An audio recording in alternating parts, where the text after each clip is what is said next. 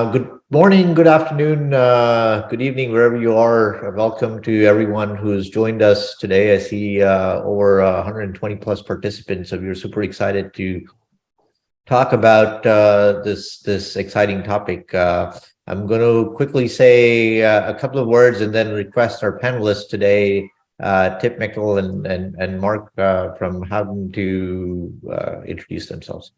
So my name is Nikhil Joshi. I am Director of Innovation Technology at Talos Energy. We primarily focus on CO2 transportation and storage. And our goal today for the panel discussion is to talk about all things carbon capture and storage, both regionally focused here in the US, as well as bringing some international flavors. So with that, Tip, if you don't mind, you don't really need an introduction, but would love to get your introduction for this. Yeah, sure.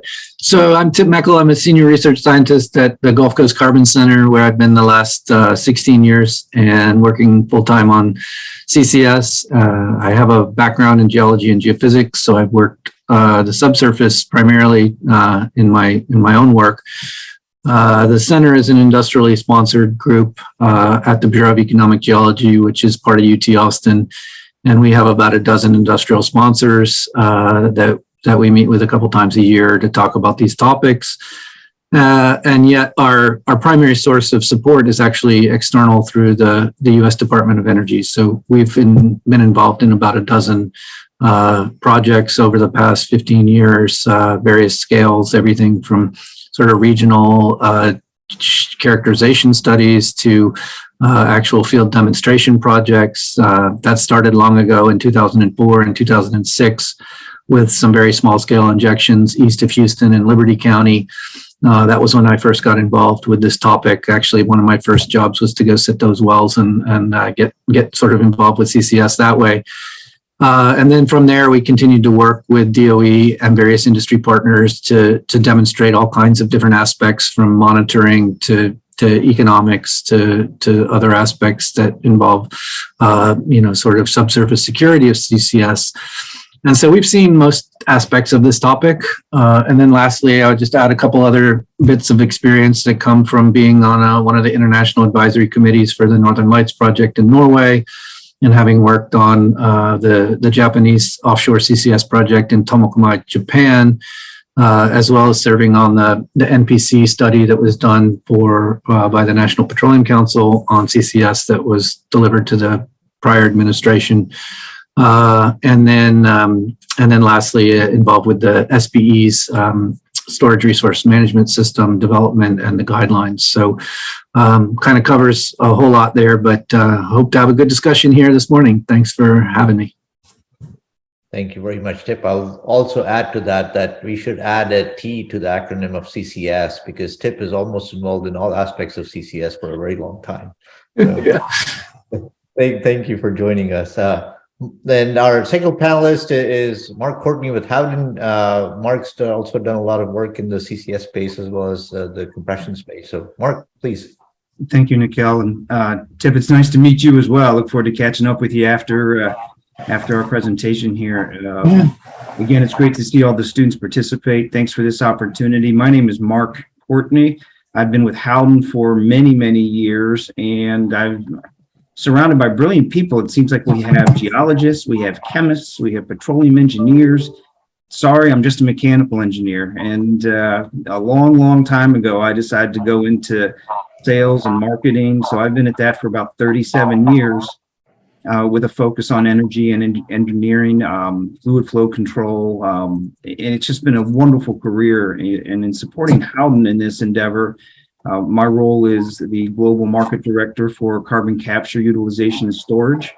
We're a technology provider to many of the players that make this space possible.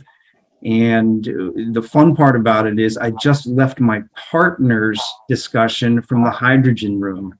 And there's just so much I wish I could have pulled Salah in and the rest of the people on that call, because there are so many similarities between what we're doing in hydrogen and what we're doing in carbon capture and storage. I think it's going to converge. We're going to see great needs and solutions and innovations surrounding both hydrogen and carbon capture. So again, I'm just thrilled to be a part of this. Thanks so much, and look forward to our discussions this morning. Excellent. Thank you very much for that introduction, Mark. So to get us started, all things on CCS get started with the CCS three elements of the fundamentals of how CO2 storage occurs. In some ways, I personally internalize that as CO2, that's the source. That's sort of something that is above air, whether you call it from a direct air capture perspective or from an emissions perspective. So something that is above air in the atmospheres, something that is on the ground, which is basically everything that is required to capture the CO2 and transport it to the site, etc.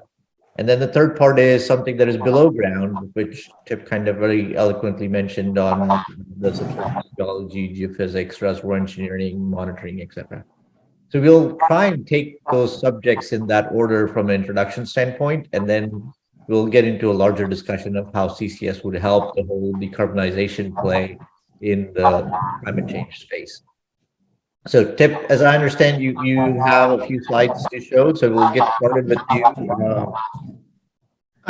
So actually at this point, I was just going to kind of cover what I see. I do a kind of a keep track of sort of the announcements that are made, both, you know, in the Gulf Coast and in the US and globally. And so I was just at our one of our biggest international meetings for CCS. It's called the GHGT meeting.